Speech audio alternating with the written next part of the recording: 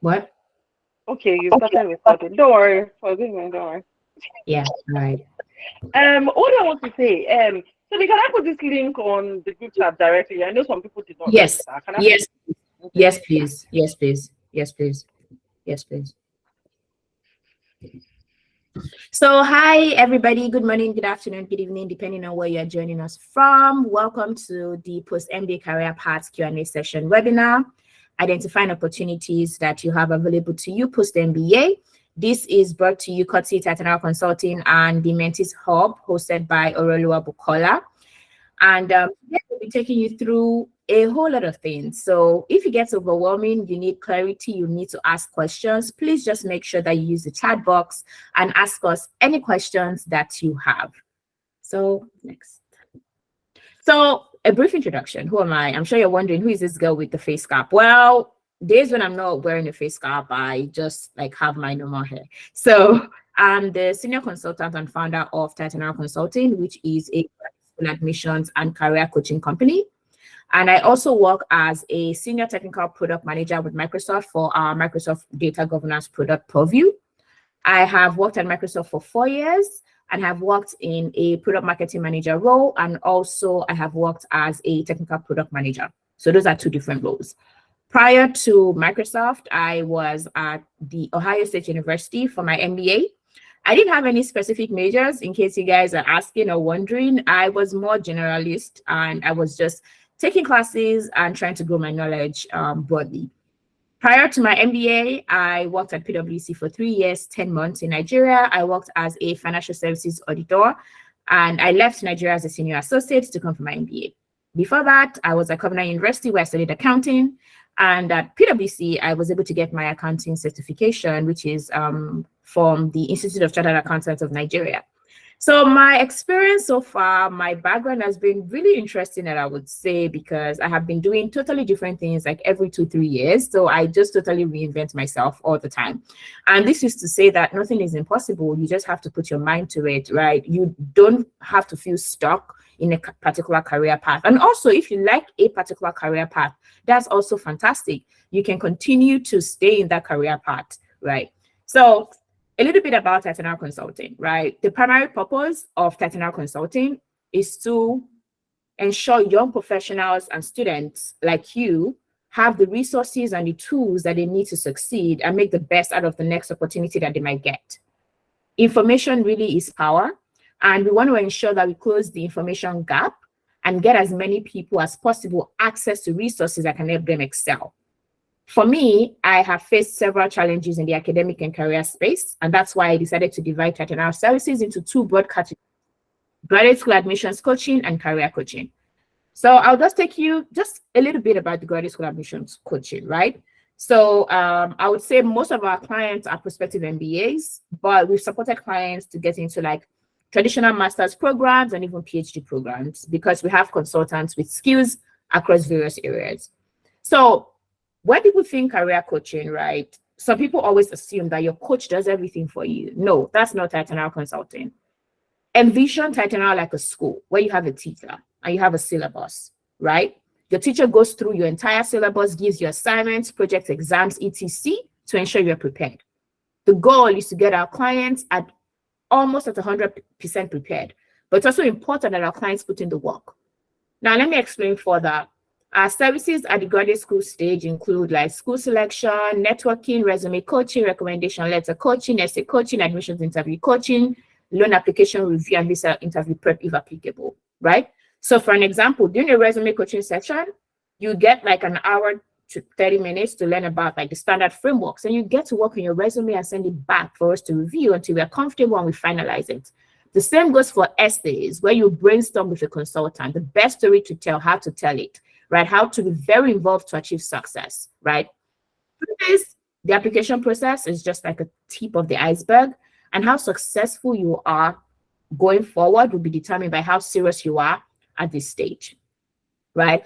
And our admissions coaching is evolving. So we have one-on-one services, we have blended services, we have our admissions courses, right? Now to the career part. This is important for everyone.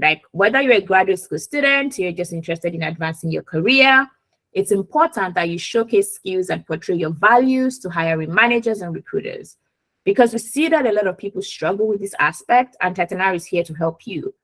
So we have diverse services, but not even going into the services, I would say I failed a lot, right? I've had experiences where I didn't get things right the first time. I didn't even get it right the second time. But something that I've learned is I continue to reinvent myself, and I continue to push. It's very important that I'm self-aware, and then you are also self-aware, because that's the only way you can achieve success, right? So I started Titanial Consulting 4 years ago. Immediately I graduated from my MBA. And it's 4 years old now, and I would say we've achieved a whole lot, and I will take you through the things that we've achieved. But most importantly, we're here so you don't make the same mistakes that we've made. So you don't have to go through the same kind of stress that I went through, right? So you can use information and resources available to you right, in the right way and at the right time. Because for a lot of us, timing is what's important. And that's what brings us to our presentation today, which is going to be on MBA career paths. So for a lot of us, we think through, what are the career paths available for me upon completion of my MBA? And I'll be going through that in the next couple of slides. But before that, let's just talk a little bit about a few of the success stories that we have. So right as of now, we have gotten at least over 200 offers from our clients, and we have over $8 million in scholarships for our clients. We've also had our clients get into top schools across the world, not just in the United States, and they've also gotten offers from a lot of companies. Now, one thing that I need to tell you is we cannot do this without you doing, sorry, I think that just, yeah. So we cannot do this without you putting your own work, without you putting in your own energy, without you putting in your own passion, right?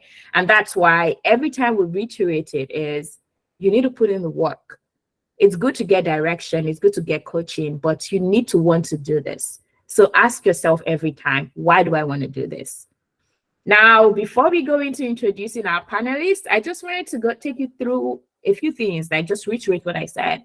We offer one-on-one admissions coaching. We offer an MBA course for coaching. We also offer career services, resources. We have free resources too, a lot of free resources. Our webinars, our workshops, they are all recorded, and we have them as free courses.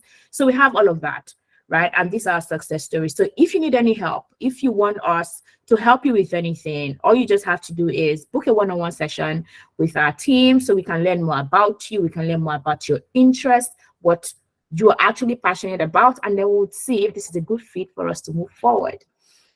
Now, if you have any questions regarding Titanial Consulting, what we do, you want to learn more, Titanial Services will be including our email address in the chat, and also the links to schedule one-on-one conversations with me, and we'll take it up from there.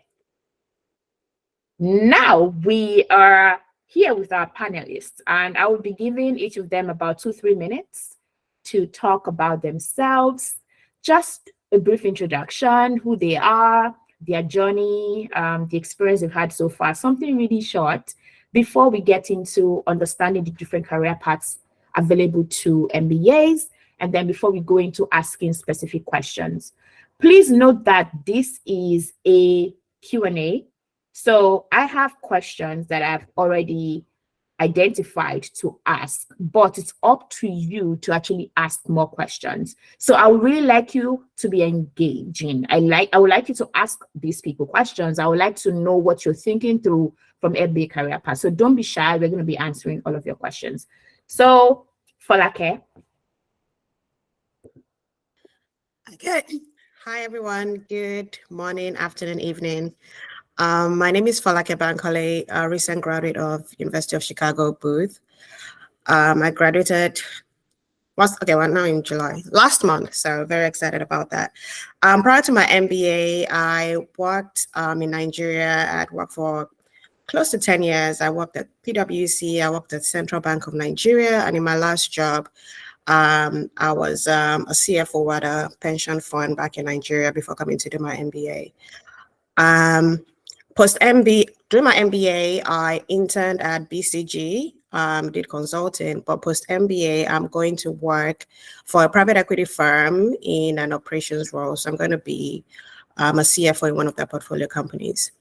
Yeah, and that's me. Happy to answer any questions on consulting, on private equity, and on finance, career paths generally. Thank you so much, Falake. Stanley.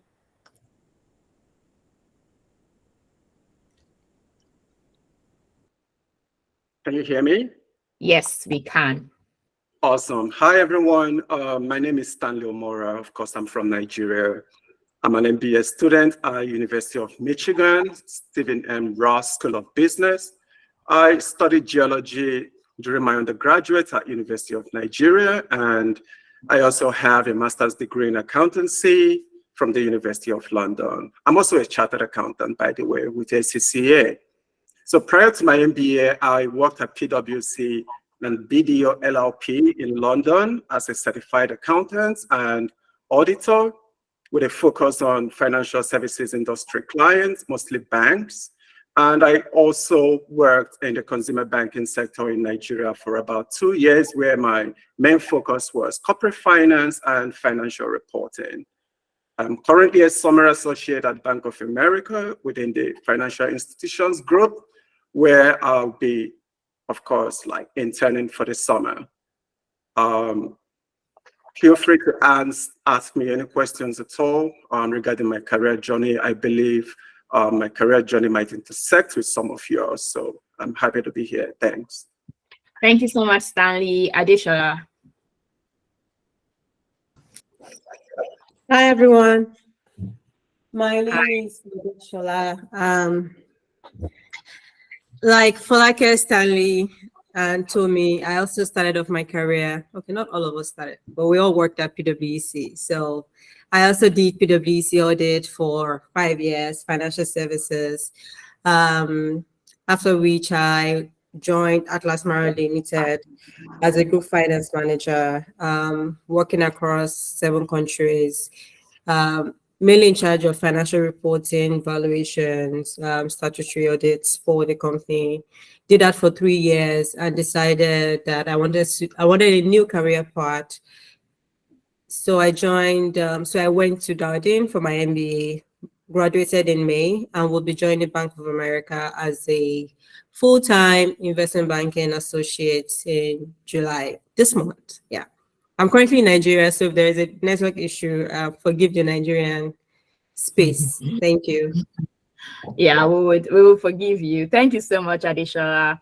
So we're going to be asking our panelists questions. So before I go ahead, I'm sure a lot of you are wondering, oh, we're talking about different MBA career paths, right?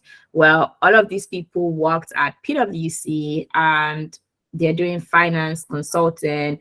Does it mean that you only need, like, for you to get into the MBA program or for you to have a good career, you need to work at PwC or you need to be in finance? No. The answer is no, right? That's not it. Right now, the panelists have similar backgrounds and they are working in different places, but you can use me as an example. I worked in financial services audit with them. I had my MBA too, and I work as a technical product manager, and I do nothing with accounting or finance or anything like that, right? So it's not the only path. It's not. And they are going to be able to share their own experiences, and also they're going to be able to share experiences from their classmates too, the things that they have seen. So feel free to keep your questions coming, right? Type your questions in the chat box. Now, for post-MBA career paths, there are several paths. Several. Now, one good thing about the MBA is, like Adeshola was saying earlier, it's like a tree, right? It's a Master of Business Administration, all types of business. So irrespective of the background that you have coming in, there are different avenues for you to thrive, right? I have seen people who were doctors work in investment banking. I've seen people who were teachers work in very technical roles, right? Not just, oh, they work in tech. They actually work in technical roles in tech. I've seen people that were accountants work in technical roles in tech, which is me, right? I've seen people with HR backgrounds work in finance, right? So there are different directions. right? There are people working in marketing, there are people working in operations management, technology management, everywhere, right? So you would see all of those opportunities that exist. Yes, Adishala, you have your hands raised. I don't know if you had a question. No, I wanted to add to what you were saying, but when you're done. Okay, all right, yes. So you see people in the different roles, there are different roles and different opportunities. Now, something that I need to say before we go ahead to asking these questions is, while there are very different opportunities, for a lot of these opportunities, you don't even know a lot about them. I mean, you've not been in the career, so you possibly cannot even know the career paths. So you should be very, very open and think through, how exactly do I open my mind to different opportunities? The best way is to talk to more people that are in these roles to understand what they do. Now, don't also get flustered with the title. So marketing as a title can mean 15 different things. So also don't be so held bent on a title and say, oh, this is exactly the title of what I want to do. And it has to be that, because there are different things that different people do, and they call the traditional name marketing. I would say as an MBA, one thing that you should focus on is having a problem-solving mindset, right? Getting into the program, you told the story to the admission officer, you're going to tell the story to the admission team and think through, what problem is it that I want to solve? What's that thing that makes me wake up at night? And what's that thing that if I die now and I don't solve, I would be full of regret? Think about that and use that to gauge the direction that your career will go. Now, if you have one problem you want to solve, remember that one problem does not have to be solved through marketing alone. It doesn't have to be solved through investment banking or through technology alone. There are different paths to solve the problem, but make sure that you have that problem that you want to solve. So Adishala, before we go into our questions. Yeah, I just wanted to add to what Tommy was saying about MBA not just being focused on finance, or even all that she had, or we have on the slide here.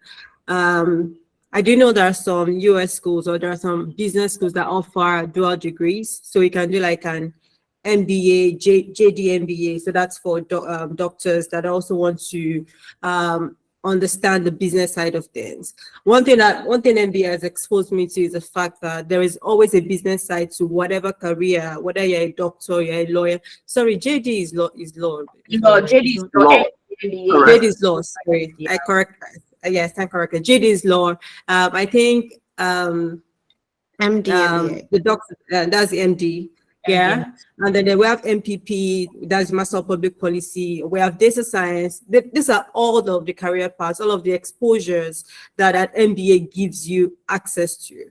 So it's not about being a finance person or having a career that started off at PwC or any of the big four, an accounting firm. It's about what you want to do and just wanting to understand the strategic or the business side of things. That is where an MBA comes in. But also, you can also leverage this to get degrees in other fields that you're interested in: data science, law, medicine, public policy, leadership. Just think of it. So it's a world that opens up to you because you have an MBA. Thank you. Thank you so much, Adishala. Thank you so much. Yes, I'm sure they totally understand. And now the questions that you guys are going to be asking, or the team is going to be asking, we're looking forward to your questions. So I'm going to start with Falake. So you have, I know you had an amazing experience in CBN, PwC. You worked as a CFO for a company, and you interned in consulting at BCG, I believe, and then now you're going to work in PE as a subsidiary company CFO. We'd like to find out more, if you can tell us about the role the MBA actually played in shaping like your career trajectory after graduation. Like, so the path you are going now, what would you say you gained the most from the MBA that helped you go in that direction or in that path?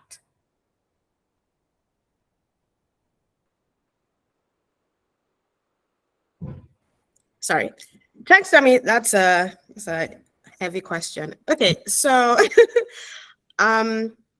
So just like you were saying, the reason I wanted to do the MBA was because I wanted to explore new aspects of finance. I've always done finance and accounting, but I wanted to do something else. I wanted to explore something in like the entrepreneurship space, value chain, or something that involved more operational experience. So I didn't come into the MBA knowing exactly what I wanted to do. I just knew I wanted to explore. So I knew I wanted to look at things like private equity, VC, entrepreneurship, consulting, even banking. I knew it was going to be in finance, but I knew I wanted to do something slightly different. So the MBA was going to give me an opportunity to explore that, and that's exactly what it did. Which is why you can see from my experience, I did consulting, but I'm going to do PE because during the MBA, I was able to network with people, engage with industry professionals, take classes to see really what I would enjoy, and like Tommy was saying, what problem I was really passionate about solving. The good thing about the MBA is once you get in, before you even start school, and if you read from Tommy's slides, she mentioned that a lot of their MBA, a lot of the people that they helped got interviews or got jobs even before starting. And that's exactly what happened to me. So just from networking and just from getting into a good MBA program and networking with companies, I was able to get pre-MBA interviews to BCG, which is how I got my consulting internship. And I did the internship and it was a great experience, but it also opened my eyes to the fact that I preferred more finance stuff. I prefer to be more involved. I prefer to be operational. I prefer to be hands-on on the work that I do. And I had a lean towards finance. So, and then again, from classes that I've taken, I've done like a lab program to experience private equity. I've taken classes in VC. I've taken entrepreneurship classes. And throughout my first year, I was able to figure out which places I really enjoyed, and I had a lean again towards private equity. I didn't want to do something so early stage. I didn't want to start something from scratch, but I knew I wanted to be in that ecosystem. So private equity was the one that sort of like matched my goals the most.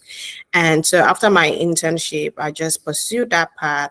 I'd already started networking and building relationships in the private equity community. So I just continued reaching out there, and that was how I was able to get my job in Alpine. Oh, thanks, Falakia. So this question will be for Stanley. So in the MBA program, I know that we have like some company simulation, there's some projects, there's some consulting projects that students get to do in their first year and their second year. So Stanley, can you give an example of how something that you have done project-wise, right, has prepared you to tackle like challenges that you're facing right now in your internship? Because I know that you have spent like 6 weeks in your internship program. So has there been anything that you had learned in the MBA program, like something real life that you learned that you're able to apply in your internship right now? Wow, that's a very elaborate question. So let me take a stab at it. Yeah, so to be honest, so in real life, I know I didn't mention it before, but I've worked for like almost 10 years, starting off my career at PwC, UBA, back to PwC, went to BDO in the UK, and also got to like management role in terms of when it comes to project management, project delivery, making sure you exceed clients' expectations and the expectations of the partners you're working with. You see, one critical thing I found very useful is communication skills, right? When I was in PwC, I noted that a recurring area of development for me was communication. Carrying every single person you are working with along in terms of the status of the project you're working on. Mm-hmm. I did that to the best of my ability, but trust me, it wasn't up to expectations. So I took it upon myself to work on that skill and to make sure that at the end, I became better, especially when it comes to providing daily status report, which is really a very critical part of project management, right?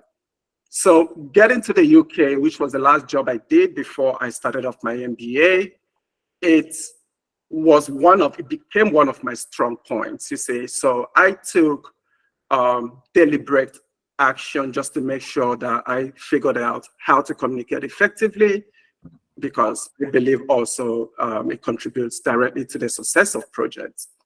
Now in the MBA, you get to work with groups on certain consulting projects. In terms of project delivery, of course, you also have to communicate with your group. You also have to communicate with the professors and everyone. Coming to the internship, now I'm staffed on several assignments, several jobs. Some of them have conflicting deadlines. Some of them directly intersect with each other. You just have to figure out the way to keep everybody informed about the status of whatever you are doing. Because if you don't do that and you delay a first level review, that first level review gets to delay a second level review, and it trickles all the way up to maybe the partner or the managing director that gets to look at your work. So I think communication is really very vital. The ability to also network, it's also very important.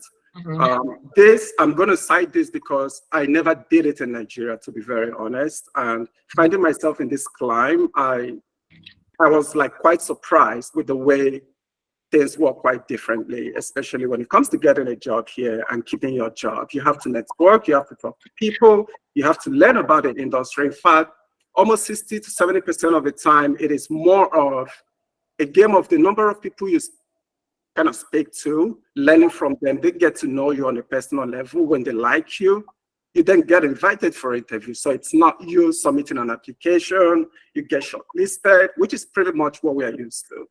So communication and networking is like one of the skills I would really highlight that I find super important. Yes, thank you so much, Stanley. That's really very important. Like communication, networking, irrespective of like the role that you're going to be in, your interest is something that stays, is something that sticks. So you need to learn to network. You need to learn to communicate, right? And there's something Stanley said. They need to like you, right? It's yes, you have to do your own job, right? You have to do really well, but they need to like you. And if I look through my career experiences with people and even like my peers here, the people that have excelled so well, that have had amazing careers, are people that have been liked, right? It's not like as if some other people are not good at their jobs, but they just are not likable. So you need to make yourself likable. If not, you're not going to go anywhere. So the people that matter have to like you. And this is not about you trying to suck up to anybody. No, it's just people want to work with people that they like, right? So as you're thinking through whatever career path that you're going to have post-MBA, you networking well, having great communication skills, and making sure that you are likable is something that you should work on. So think through it now. If right now you're preparing for your MBA, if you're the kind of person that in your office where you are right now, your place of work, every time people don't like you, and you've worked in another place, they still don't like you, you're always having issues. So you need to sit down and think through that maybe you are actually the problem. Maybe it's not other people. So how do you fix that problem? Because it's important that you fix that before you come for your MBA, because it's only going to get worse and it's going to get more challenging, right? Now, Adeshola, I know that you are going to Bank of America. We'd like to ask you if you considered other career paths, right? Did you consider opportunities in consulting, in technology? And can you share with us why you decided to actually go towards investment banking? What's that thing that motivated you to go towards investment banking?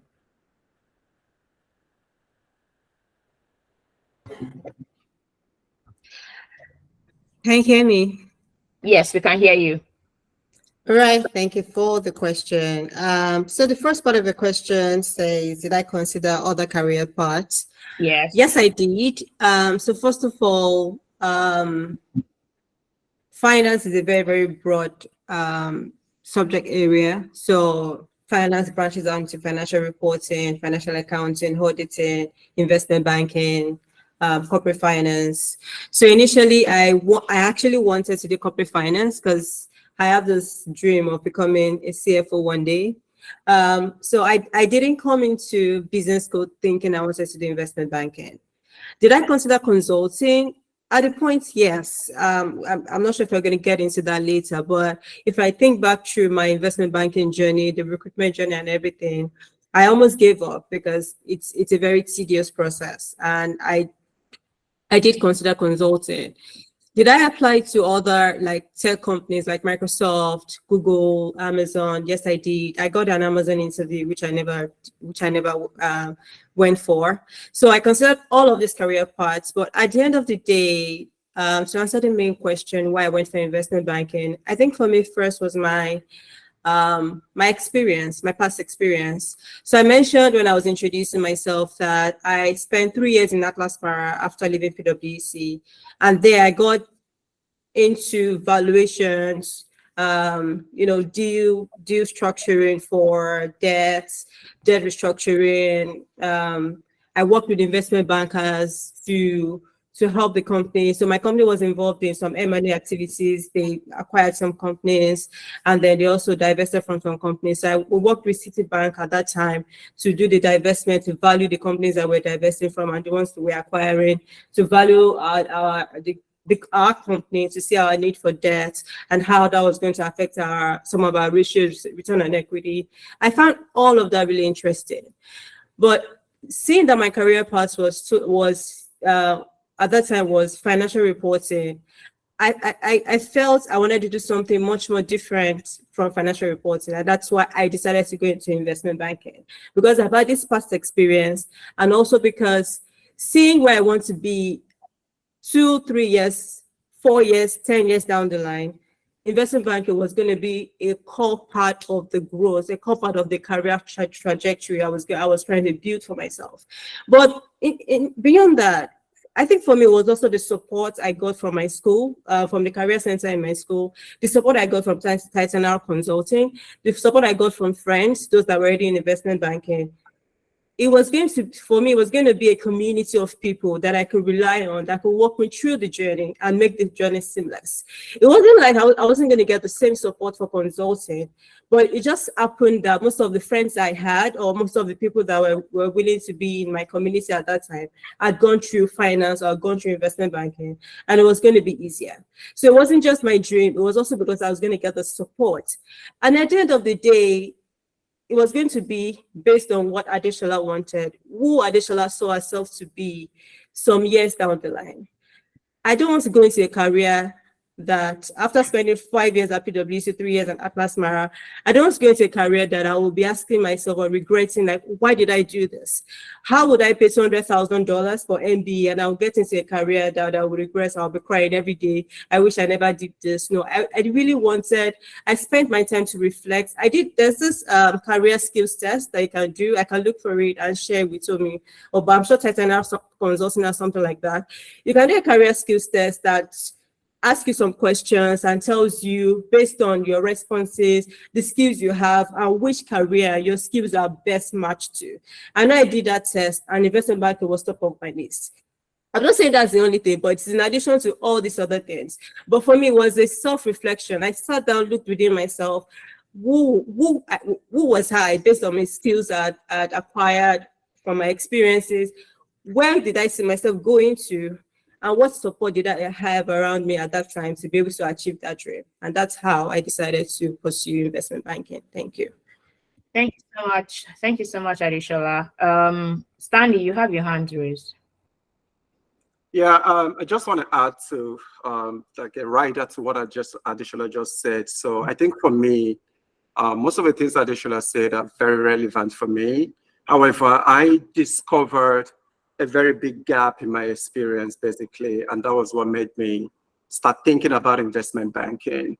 So as an accountant, you look at companies' numbers. Historically, basically, it was more like us always looking back in time, right? So I did that for a number of years, and I really loved my time there, and I loved the experience. I had the opportunity to work with Tommy or Rev or like Adeshola. It was great.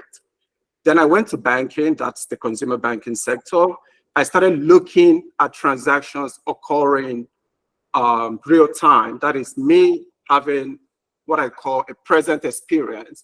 So I also noticed during that time that there's just no way my experience had covered the strategic part of running businesses, looking into the future and helping businesses like navigate some of the strategic alternatives that may have in order to like optimize their businesses. So that was really what made me start thinking about investment banking. And I thought about it from a consulting and investment banking lens. I said to myself, I still love finance. I still love some accounting. Which of these experiences would provide me with a composite, opportunity for me to actually do accounting, some like high level of corporate finance and strategy. So investment banking came out top. So that was what made me choose it. Good. Thank you so much, Stanley. Very good. Before I go into the question that I want to ask Folake right now, I have some questions in the chat that I want to go through. So Samuel, your question is, you shared your intention to pursue an MBA. I'm showing you can type your questions in the chat box. You shared your intention to pursue an MBA in the US with a goal of switching to consulting. But the question I was asked was, how sure am I that I will get a work visa sponsored by my employer? Who asked you that question? Because when you say the question that you were asked, nobody's going to ask you this question in your application stage. So is it you asking yourself that question, right? And if you're going to prioritize that question, to be honest, for an international student, when it comes to work visas, yes, most of the consulting and investment banking companies do sponsor international students. So when you're considering roles as an international student, consulting, IB, technology, those roles are there. Now, when it also comes to sponsorship, sponsorship is company focused and company based, right? So there are companies that are investment management companies that will not take international students. There are some consulting companies that would not take international students, but there are many more that would take. So that's about having like a job set strategy. And that's a totally different conversation from this one. But yes, it's also what you have mentioned is also good for you to be more realistic, to say, oh, as an MBA candidate, whatever goal I have, is it a goal that can get me a good job, which is very good. Now, why the MBA is very distinct is for a lot of the MBA roles from different companies, they are very structured. So you would see something like MBA intern position or MBA full-time position. For a lot of companies, they don't really go into the granular to tell you, oh, this is the specific thing that you will be doing. Right? Once you get in, especially when you get in through university recruiting process, then you can now understand, they can now break it down into something specific that you would do or not. So I would say from an MBA perspective, once you have like the right mindset and you have a good job set strategy with something totally different from this conversation, you should be able to get by. And we have Femi's asked a few questions. So I hear and read that the MBA program is quite tasking. Did any of the panelists simultaneously have a remote job? Now, first, if you're an international student in the United States, you are not allowed to work for another company when you don't have the right work authorization. The work authorizations that you have are CPT and OPT. So on this call, we're not going to be discussing any remote jobs that you're going to be having while attending classes because it is not allowed, right? Now, if you have a curricular and practical training role, which is totally different, a lot of people are able to get that. That's what you get for your internship. And some people can do that in their second year, which is where you get to work 10 hours a week, 20 hours a week, and then maybe 40 hours for your internship.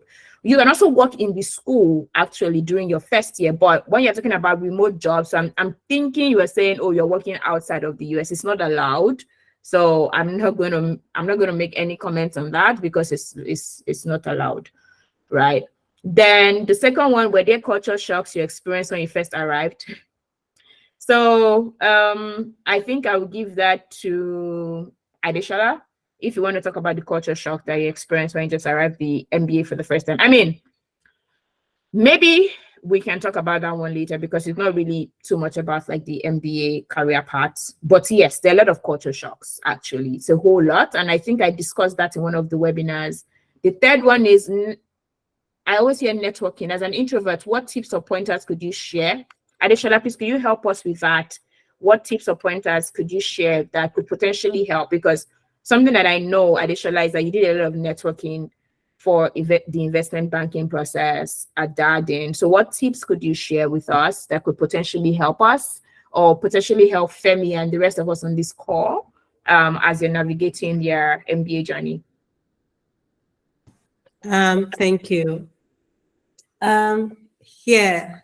most Nigerians, when we hear networking, we kind of like go all out and say, oh, I'm not used to networking. I don't know what to say. I'm an introvert.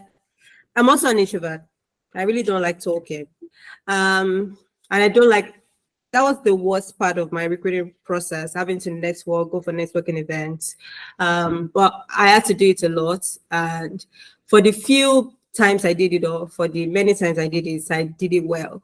I think the first thing is to convince yourself that at the end, there is an end to this process. So if you are doing a networking process as part of your recruitment journey, you do know that by January or December or at a particular time, you're going to get a job. It doesn't mean networking will stop, but the fact that you have made that a project, getting the job is the project. So get an offer from this company is my project. There's an end date.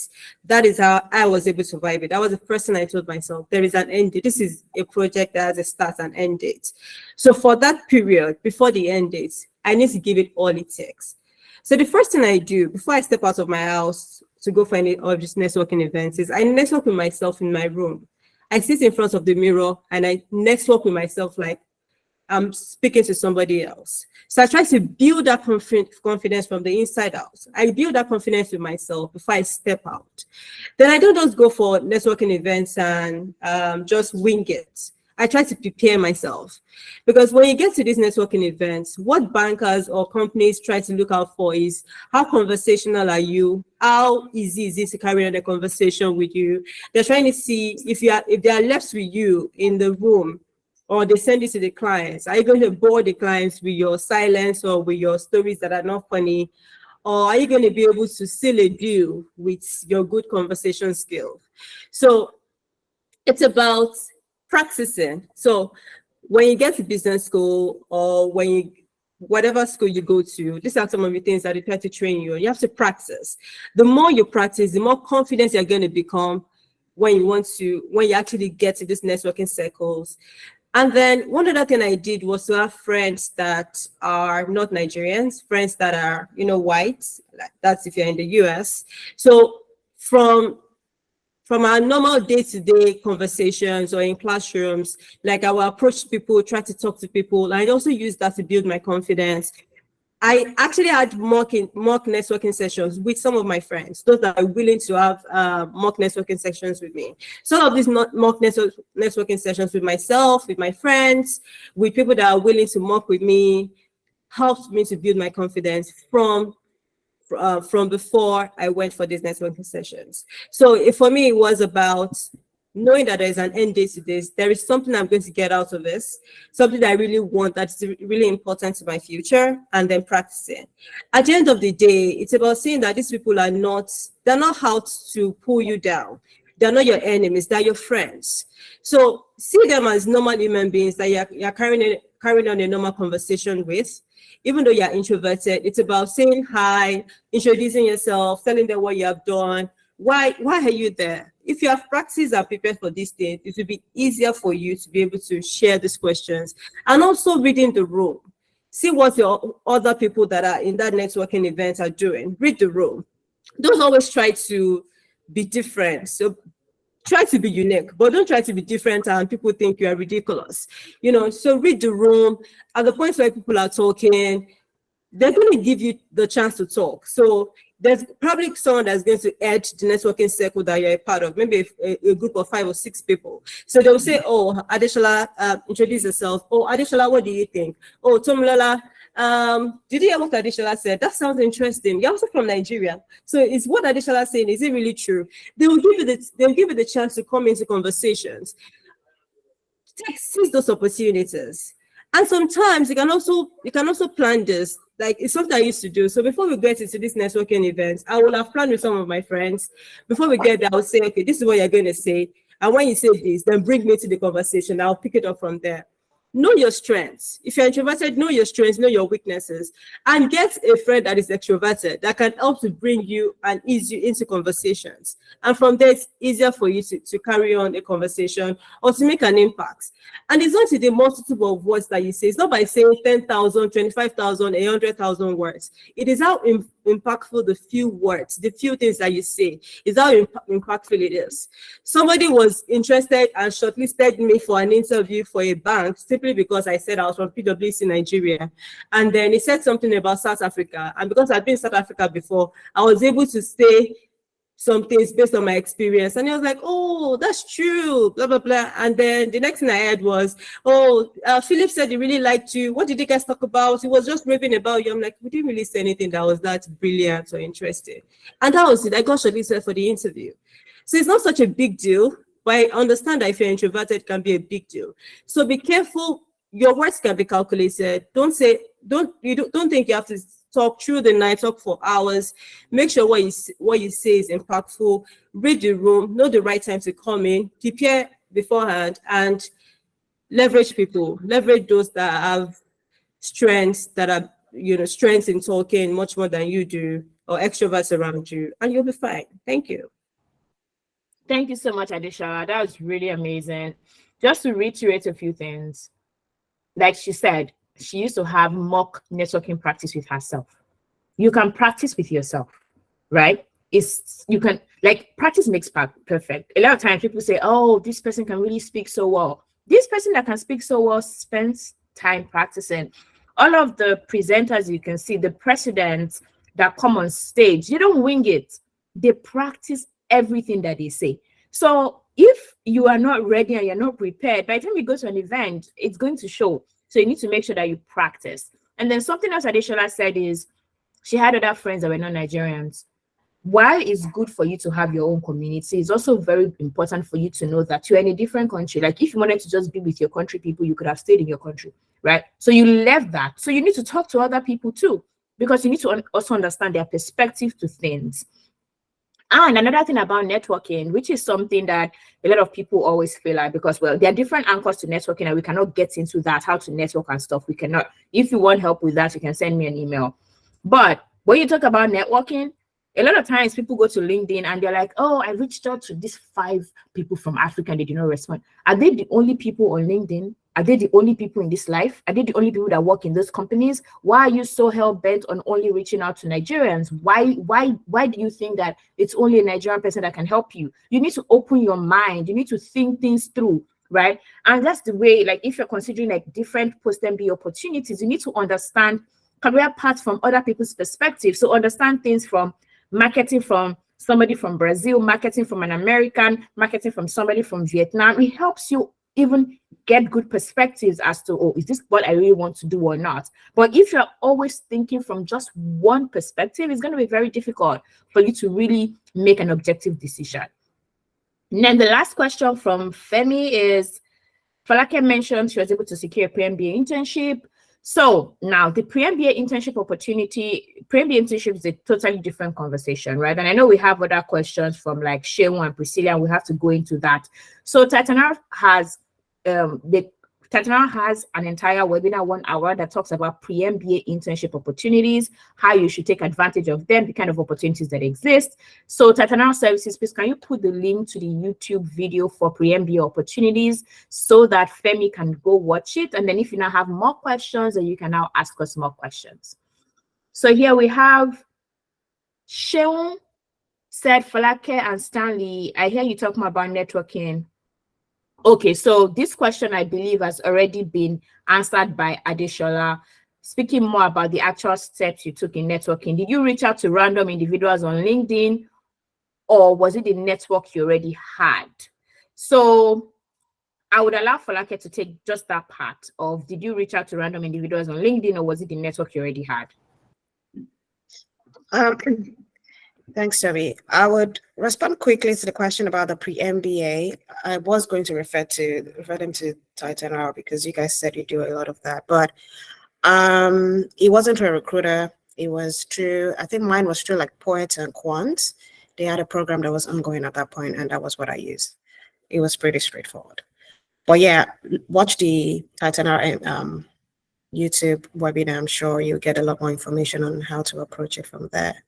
In terms of networking, I think Adeshola covered most of it. So, and just like Tommy was saying, you can't just reach out to people in your network. You will not get very far because you probably already know most of those people that they know. So I reached out to random people on LinkedIn for sure. But what you do to be able to increase your success rate is the random can't be too random. It can't just be somebody that you have no links to at all. So for example, when I started looking out for people in the private equity space, I looked at people that went to Booth, but they were not Nigerians. They were just people that went to Booth. So you had like a point of reference to say, oh, I'm a current student at Booth. And because of that, they are more willing to respond to you. Or if it's somebody that you've worked with at PwC, because you worked at PwC or say a bank, whatever company it is. So obviously PwC is a global company, so you can reach out to someone that was at PwC, US or UK or Brazil or whatever. There's sort of like a point of reference as well. And yeah, reach out to alumni. Okay, that's what I started with. So I that was how I reached out to random people. So you still have to have sort of like a link, but I didn't limit it to the people I already knew, people in my current network. I tried to expand as much as possible. The other thing I did was, once I connected with someone, I've made a contact with someone else, someone new, and somebody I want to meet, and they know that person. I'll ask them to do introductions for me as well. So this is a third party that I don't have any links with, except that we have a connection in common. So that I would ask them. So maybe it's an alumni I've met, it's someone I've met through like career or recruiting events. Then I'll tell them to do an introduction. And I got a lot of the PE conversations I had was really true that I would meet someone and I'll be like, oh, I'm really interested in this space. And they're like, oh, I know 1, 2, 3 guys. Let me introduce you to them. So once you make that first connection, you can build on it to meet new people. But just like Tommy said, it is very important to expand your network outside of your comfort zone or people that you already know, so that you can reach far and wide. Yeah. Thank you so much. Thank you so much. Thank you so much, Falake. So the exact things you did to help communicate effectively, I believe Adishola already spoke on that. Then for Priscilla, does your work experience in Nigeria impact your job internship chance? Because I've not worked in any Big Four. I'm currently working as an accountant for a small accounting firm. Does this negatively impact my chances of securing an internship? Okay, I would take that one. I would say that your work experience is your work experience, right? In the entire MBA process, there are things you can change, things you can't change. And this is what I said at the beginning. Yes, the people here on this call for the panelists worked at PwC, but that's like 10% of people that are in the MBA program, or even much smaller people than the MBA program. In my entire MBA program, I was the only one that worked at PwC, and there was another American that worked at Deloitte. So it's not filled with people from Big Fours. It's not filled with people from big banks. In fact, it's filled with people that have diverse experiences. So the world is really huge, right? Not everybody can get to work in the Big Four. Like, how many people can they possibly take? But because you're working as an accountant for a small company, it does not mean that your experience is not valid. Now, it's a lot about the story that you are going to tell. It's a lot about what you've actually done in the company and how you can reiterate that.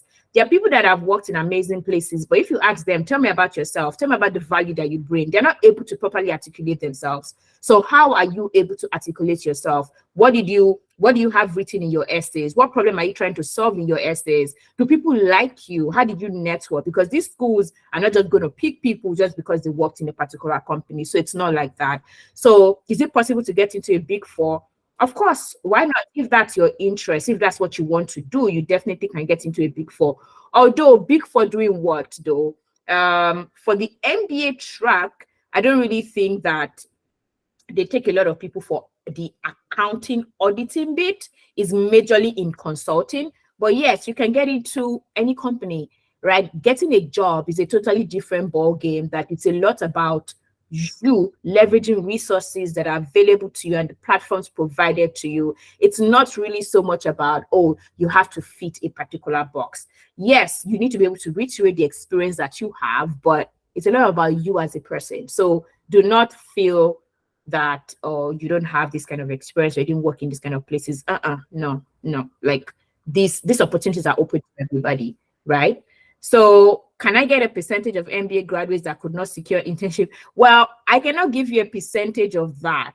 Most schools are able to say that a lot of their MBAs get jobs within 3 months of graduation. But I can tell you for a fact that all of the international students in my school that wanted to get a job, because a lot of people wanted to go back home, everybody that wanted to get a job got a job, right? So, but yes, I know a few people that had to go back home, but it's not about because of their background. It's a lot of factors, a lot of things playing to it. And it's not just about their background, it's a whole lot of stuff. So I know Stanley and Adishola, you raised your hands. Yeah, I think on the question around traditional and non-traditional background, I know we're out of time. I'll just quickly touch on it with statistics. Yes. So in my class, there were 40 of us. Out of the 40, 60% were international students. 80% of them had non-traditional background coming from the military, they are sports people, they are medical people, they are legal people. And at the end of the day, 99% of us, including people with non-traditional background, got an internship offer from investment banking firms. So like Tommy, Folake, and Adeshola said, networking is key and storytelling is paramount. Yeah. Yeah. Yes. So this answers your question, Samuel, that you asked. Yeah. Adeshola. Yeah, and then I just wanted to add to that also. There are two major things that your employer looks for: your willingness to work and your ability to work. Your willingness to work doesn't have anything to do with your experience. It's more about your attitude. It's more about your personality. And for most employers, that's more than 80% of what they're looking for. Your ability to work can be taught to you. You can learn it. They're going to train you. So employers they're not really looking for traditional experiences or traditional backgrounds. They're looking more at your willingness to work and then their ability to train you, your ability to assimilate the training that they're going to give you to be able to do the work. Thank you. Thank you so much, Adeshola. Thank you, Stanley. Thank you, Folake. Thank you, everybody.